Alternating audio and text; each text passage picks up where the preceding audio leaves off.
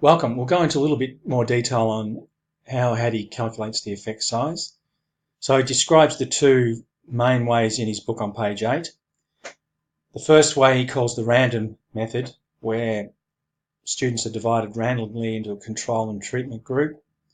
Their average achievement is measured for each group and subtracted and then divided by the standard deviation, and that gives you the effect size.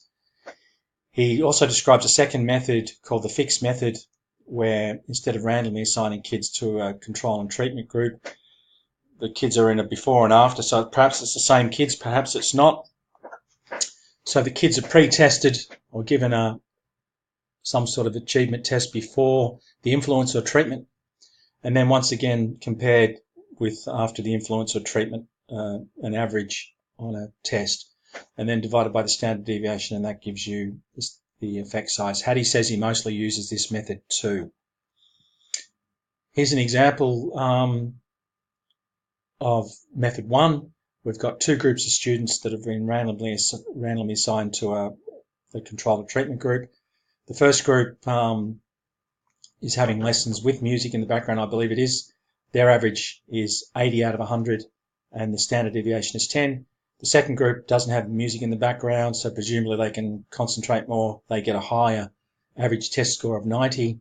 The standard deviation is also 10. Note that that's very unusual. Usually the two groups of students have very different standard deviations, which then becomes quite a problem because you can use studies, sometimes use the control group, some other studies use the treatment group, some studies average the standard deviation, and then just recently in the last 10 years or so there's been some sort of agreement to get what's called the pooled standard deviation, which is the standard deviation of both groups of students. But the important thing is that depending upon which standard deviation you use, you can get a very different result. Gene Glass, the inventor of this methodology, warned about this, and Hattie knows about it, but of course Hattie hasn't factored this into all his calculations. In addition to that, I've already explained in the previous video that how you measure achievement is also a problem. So these two numbers at the top here can also be affected in a large way depending on whether you use a standardized test or a specific subjects test. So there's lots of issues with that effect size calculation. And the person that I'd recommend reading, I've got it on my blog, is Professor Adrian Simpson. He goes into detail about the problems of all of those things and how the effect size can completely change, even though it's the same intervention, depending upon how you measure things. But how do you actually use the third method that he doesn't disclose or justify in any of the books that I've read anyway?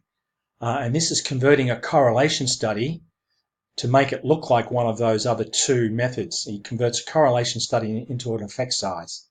A number of peer reviews picked this up, exactly Professor Bergeron in 2017. Hattie warns all about this, that correlation should not be confused with cause. We tell this to students all the time, but Hattie does concede that often I may have slipped and made or inferred causality. Well, I think he has often done that, as most of Hattie's top-ranked influences are really correlation studies that have been converted to an effect size. I've got the actual transformation formula on my blog if you want to look at the detail of that formula. Bergeron gives an example of how dangerous that is. Here's a correlation study between ice cream consumption and PISA scores. So as ice cream consumption of kids goes up, their PISA score tends to go up. It's a very high correlation of 0.7. If that's converted to an effect size, that would be an effect size of 1.96, which is by far the biggest influence in Hattie's book. So I think that just shows you the problems of converting correlation studies into effect sizes and then making judgments about what works best, or what doesn't work. Now, just once again, back into Hattie's method, there's subtle difference. A meta-analysis is an overarching study that grabs multiple studies and puts them together. Now, using the meta-analysis that Hattie used for collective teacher efficacy, the authors of that particular study detail a protocol. First of all, they identified 452 separate studies that looked at their notion of collective teacher efficacy. But the next stage was they removed 248 of those studies because they had duplicate data. That's a major thing. So nearly half of the studies were rejected.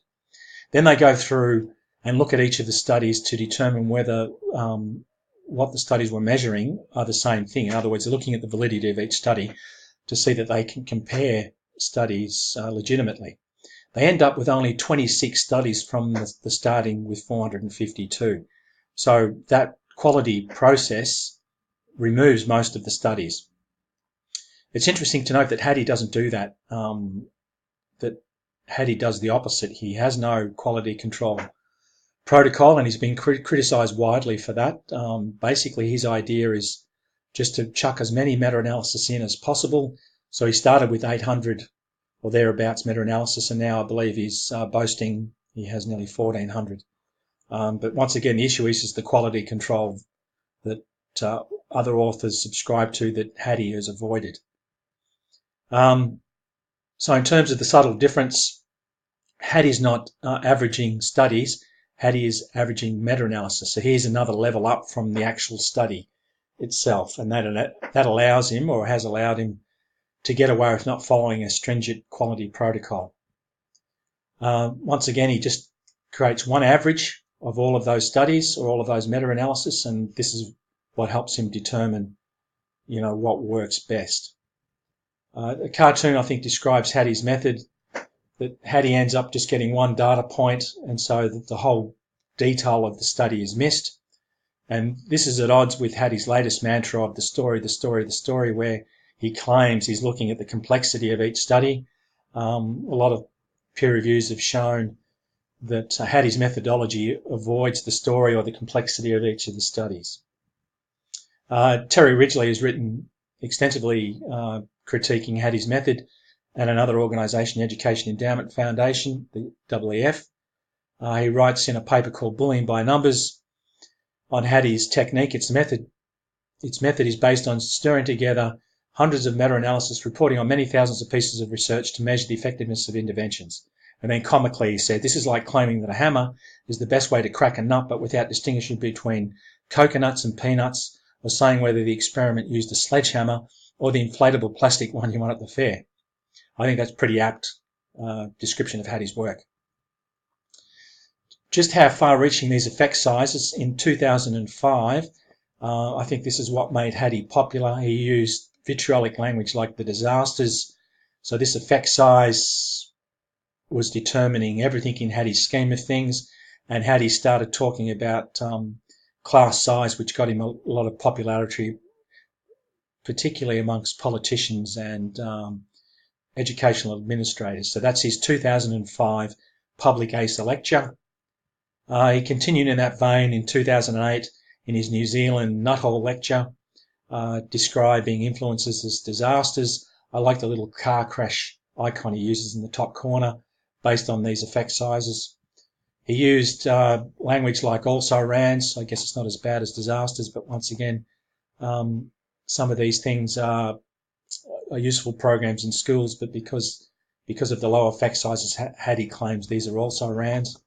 And then on nationwide TV in Australia, a documentary called Revolution School, Hattie claims that reducing class size does not improve student achievement. And I'd like to deal with that in a subsequent video on class size. Thank you.